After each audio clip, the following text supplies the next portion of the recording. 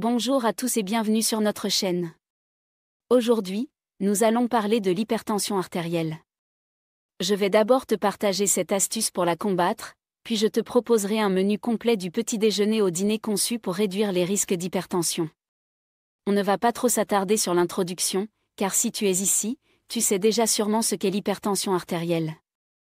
Ton cœur se contracte pour faire circuler le sang dans tes vaisseaux, mais en cas d'hypertension, il doit travailler encore plus dur, car la pression sur les vaisseaux est trop élevée.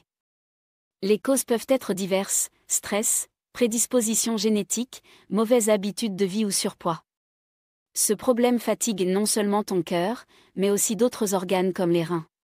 C'est pourquoi il est important d'agir. Alors, c'est parti pour découvrir ensemble comment y remédier. 1. Surveille ton apport en sel. C'est l'un des conseils les plus connus. En effet, le sel contient du sodium, une molécule qui peut augmenter la quantité d'eau dans le sang. Plus il y a d'eau, plus ton volume sanguin est important, et donc ton cœur doit battre plus fort pour faire circuler le sang.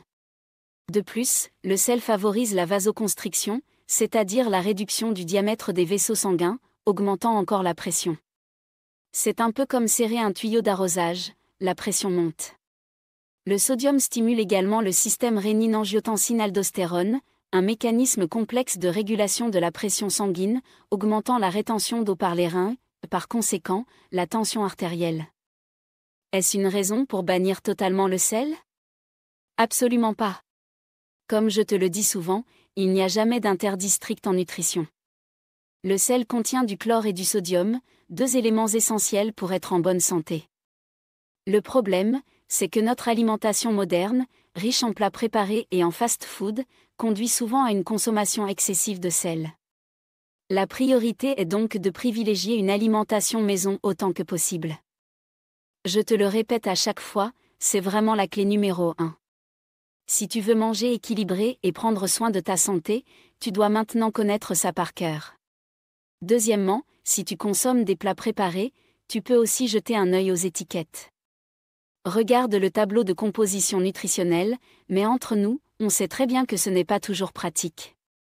Faire les courses est déjà assez fastidieux, alors s'arrêter à chaque produit pour lire les étiquettes, c'est un peu compliqué.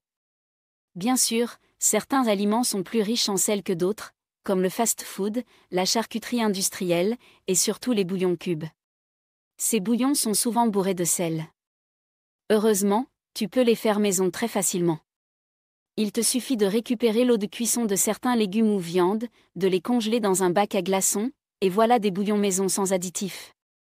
La deuxième astuce est évidemment de faire attention à l'utilisation du sel de table, celui que tu ajoutes pendant la préparation des repas et à table. Mon conseil, goûte toujours avant d'ajouter du sel, même quand tu es à table. D'ailleurs, je te recommande de ne pas poser la salière sur la table. Si tu utilises suffisamment d'épices et d'aromates de qualité pendant la cuisson, tu n'auras pas besoin de rajouter de sel en mangeant. C'est un petit jeu que je t'invite à essayer. À chaque repas, que ce soit le midi ou le soir, utilise au moins une épice et une herbe aromatique. Cela ajoutera du goût à tes plats, te fera découvrir de nouvelles saveurs, et réduira naturellement ta consommation de sel. 2. Réduire les graisses. Surtout celles de mauvaise qualité. Parlons des graisses saturées, que l'on trouve dans les viandes rouges et le beurre, par exemple. On les chasse depuis des années car elles sont accusées d'élever le taux de cholestérol. Et bien que cela ne soit pas totalement faux, il faut en consommer avec modération. Je te conseille de ne pas éliminer complètement les graisses saturées de ton alimentation. Elles sont nécessaires pour vivre, encore une fois, tout est une question de qualité. Il n'y a pas de problème, selon moi, à consommer de temps en temps de la viande rouge de bonne qualité, plutôt que de la viande industrielle. La même logique s'applique au fromage et à tous les autres aliments contenant un peu de graisse. Pourquoi je te dis cela? Parce que les graisses saturées ne sont pas vraiment l'ennemi numéro 1 lorsqu'on parle de mauvaise graisse. Le véritable ennemi, ce sont les graisses trans. Ces graisses ne sont pas naturelles, elles sont créées par l'industrie agroalimentaire et se retrouvent dans les produits industriels, plats préparés, chips, fast-food, etc. Contrairement aux graisses saturées, les graisses trans augmentent considérablement le risque d'un taux de cholestérol élevé. Cela peut mener à la formation de plaques d'athérome, des dépôts de cholestérol qui se forment sur les parois des vaisseaux sanguins, réduisant ainsi leur diamètre et augmentant la pression sanguine, ce qui aggrave l'hypertension. Donc, 2 choses à faire. Premièrement, réduire autant que possible la consommation de ces graisses trans, présentes dans les aliments ultra-transformés et industriels. Tu sais que je suis souvent critique envers ces produits, non pas pour interdire quoi que ce soit, mais parce qu'ils ne sont vraiment pas bons pour la santé. Moins tu en consommes, mieux c'est. Deuxièmement, il ne suffit pas de limiter les mauvaises graisses, il faut aussi augmenter la consommation des bonnes graisses, notamment les oméga 3. Je te recommande 3 sources principales, les poissons gras et fruits de mer, thon, sardines, maquereaux, truites, moules, huîtres, les fruits à coque, noix, noisettes, amandes, pistaches, et enfin, les huiles riches en oméga 3 comme l'huile de lin ou de colza. Je te recommande d'en consommer 2 petites poignées par jour. Parmi les fruits à coque, la noix de Grenoble est particulièrement intéressante. Ensuite, pour les huiles, si tu me suis depuis un moment, tu connais déjà les 5 huiles à privilégier, à utiliser uniquement à froid, l'huile de noix, de colza, de lin, de chanvre et de cameline. 3. Réduire ta consommation de sucre. Mais attention, je parle ici du sucre de mauvaise qualité. Si tu consommes régulièrement des aliments riches en mauvais sucre, tu risques de développer une résistance à l'insuline.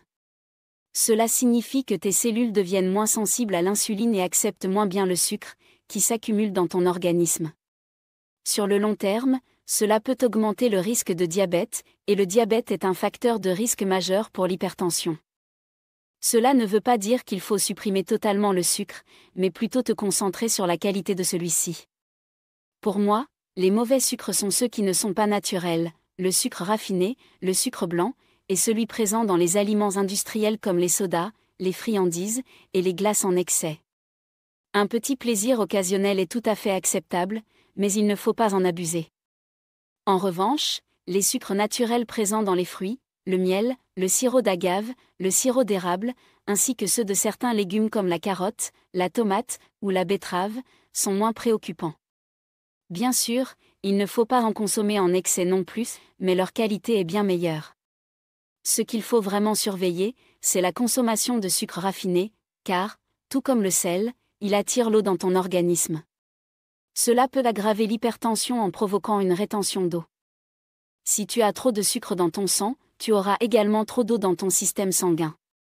Tout comme le sodium, cela va augmenter ton volume sanguin, et ton cœur devra travailler plus fort pour faire circuler le sang dans tes vaisseaux.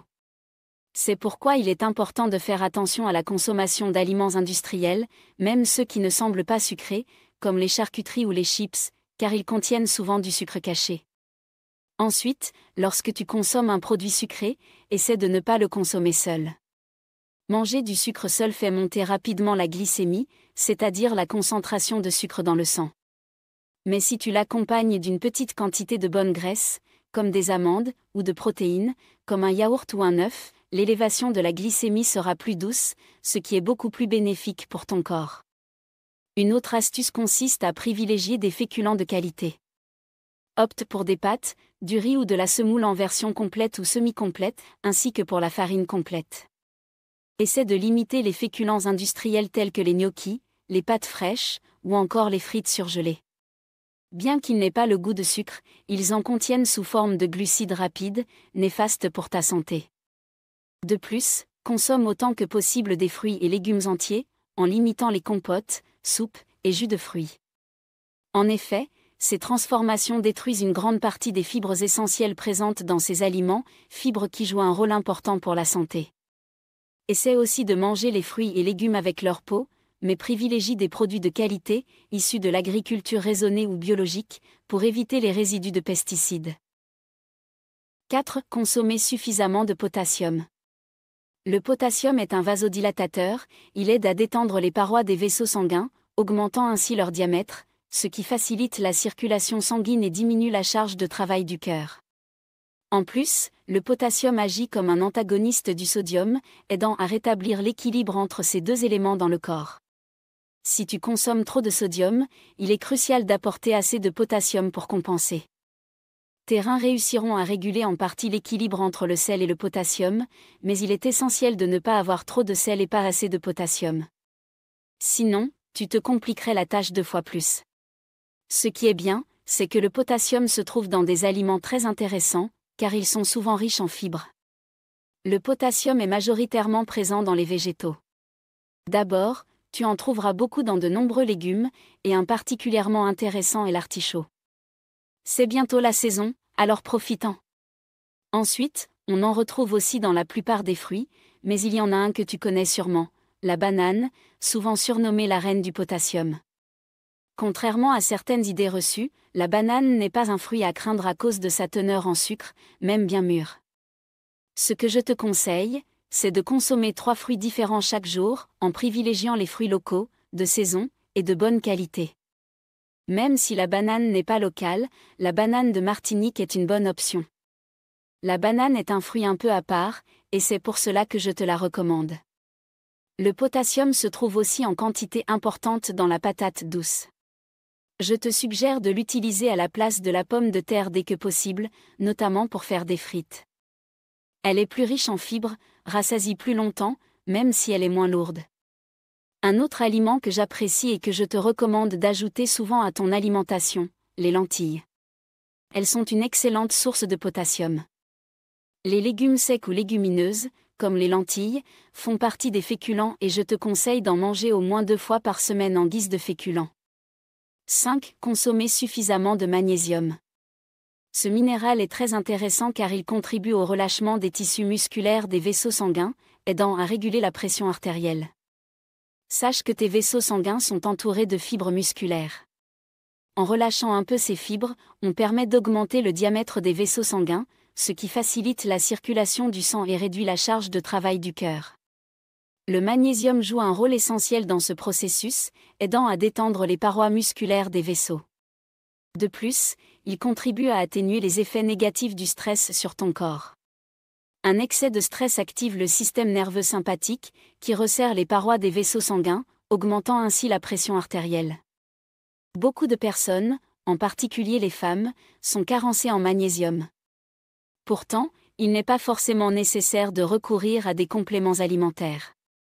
Une alimentation équilibrée suffit. Un excellent aliment riche en magnésium que tu devrais intégrer est le chocolat noir. Je te recommande de consommer 2 carrés de chocolat avec au moins 70% de cacao chaque jour. Si tu aimes le chocolat aromatisé avec des éclats de noisettes, de la fleur d'oranger ou de la menthe, c'est aussi une bonne option.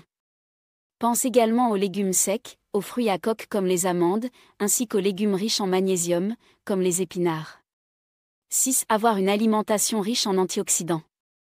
Les antioxydants agissent comme des protecteurs pour ton corps, le défendant contre les agressions du stress, du tabagisme, de l'alimentation déséquilibrée et des médicaments. Ils protègent également les parois des vaisseaux sanguins, favorisant ainsi un bon fonctionnement du système cardiovasculaire. Pour obtenir une bonne quantité d'antioxydants, il est conseillé de consommer régulièrement des fruits, des légumes, des fruits à coque, des herbes aromatiques et des épices. Je te recommande de manger 3 portions de fruits différents par jour, soit environ 80 à 100 grammes, de préférence locaux, bio, et de saison, si possible. Je le répète souvent, tu le connais par cœur maintenant, pour les légumes, je te recommande d'en consommer au moins 2 portions par jour, avec une portion de 150 grammes minimum le midi et une autre le soir. Nous entrons dans la belle saison, et comme les antioxydants sont des molécules très fragiles, surtout face à la chaleur, pense à intégrer des salades de crudités régulièrement. Cela t'aidera à optimiser ta consommation d'antioxydants. En parallèle, consomme 1 à 2 poignées de fruits à coque par jour, soit environ 10 à 15 grammes si tu es une femme, et 15 à 20 grammes si tu es un homme. Comme je l'ai déjà mentionné, varie les épices et herbes aromatiques dans tes plats, et ajoute-les de préférence en fin de cuisson pour préserver leurs bienfaits. Par exemple, évitez de cuire des feuilles de basilic, car cela altère leur saveur. Ce qu'il est important de retenir au sujet des antioxydants, c'est que beaucoup d'entre eux sont des pigments, rouges, anthocyanes, verts, chlorophylle, orange, caroténoïdes ou violets. Plus ton alimentation sera colorée et variée, plus tu apporteras des antioxydants bénéfiques à ton corps, améliorant ainsi ta santé cardiaque et globale. 7. Pense aux probiotiques. Ces bactéries bénéfiques pour ton organisme soutiennent la digestion, contribuent à la fabrication de nutriments comme la vitamine K, et renforcent ton système immunitaire. Des études récentes ont démontré qu'une bonne qualité de microbiote intestinal est liée à une réduction des risques d'hypertension. Pour entretenir un bon microbiote, consomme régulièrement des aliments fermentés, comme les produits laitiers fermentés, le vinaigre, la choucroute, le kéfir ou encore les fromages avec croûte. Si tu as déjà eu des enfants, une gastro-entérite sévère, des troubles intestinaux, ou si tu as récemment suivi une cure d'antibiotiques, il peut être utile de faire une cure de probiotiques. Le meilleur, selon moi, est l'Actibian des laboratoires Pilège. Parlant à ton pharmacien pour obtenir des conseils adaptés. Une cure de 30 jours, accompagnée d'une alimentation équilibrée, fait des merveilles pour maintenir la santé. Maintenant que tu as ces 7 piliers pour lutter contre l'hypertension, voici un exemple de menu idéal pour les mettre en pratique. Au petit déjeuner, je te propose une banane, riche en potassium et fibres, des flocons d'épeautre pour varier un peu. Tu peux aussi opter pour des flocons d'avoine, un yaourt grec qui apporte des protéines et des probiotiques, et quelques amandes pour le magnésium et les bonnes graisses. Pour le déjeuner, j'ai sélectionné des haricots verts à l'ail, riches en fibres, des frites de patates douces au romarin pour encore plus de fibres et de bienfaits, une cuisse de poulet grillé assaisonnée au paprika et gingembre, riche en antioxydants, et en dessert, une pomme, pour les fibres et les antioxydants. Dans ce repas, tu retrouves de l'ail, du gingembre, du paprika et du romarin, des ingrédients très présents dans les régimes méditerranéens, comme le régime crétois. Ce type d'alimentation est une clé essentielle pour prendre soin de ta santé à travers ce que tu mets dans ton assiette. Pour la collation, j'ai mis des fraises, c'est la saison, du jambon blanc pour les protéines, et bien sûr, du chocolat noir, 2 carrés, pour ses bienfaits en magnésium, antioxydants, et potassium. Le chocolat noir est un excellent aliment, à ne pas négliger. Enfin, pour le dîner, j'ai pensé à une salade d'endives avec vinaigrette, un filet de truite de rivière accompagné d'une sauce au citron, des pâtes complètes et un morceau de comté avec la croûte pour un apport supplémentaire en probiotiques, si tu apprécies ça. Et voilà, c'est la fin de notre vidéo sur l'hypertension artérielle. J'espère que cette astuce et le menu que je t'ai proposé t'aideront à prendre soin de ta santé et à mieux gérer ta pression artérielle. N'oublie pas que de petits changements dans ton alimentation et ton mode de vie peuvent faire une grande différence. Si tu as aimé cette vidéo, n'hésite pas à laisser un j'aime, à t'abonner à notre chaîne et à partager tes impressions en commentaire. Je suis curieux de savoir quelles astuces tu comptes mettre en pratique. Merci de nous avoir suivis aujourd'hui, et n'oublie pas, chaque pas compte pour une meilleure santé. À très bientôt pour de nouvelles vidéos.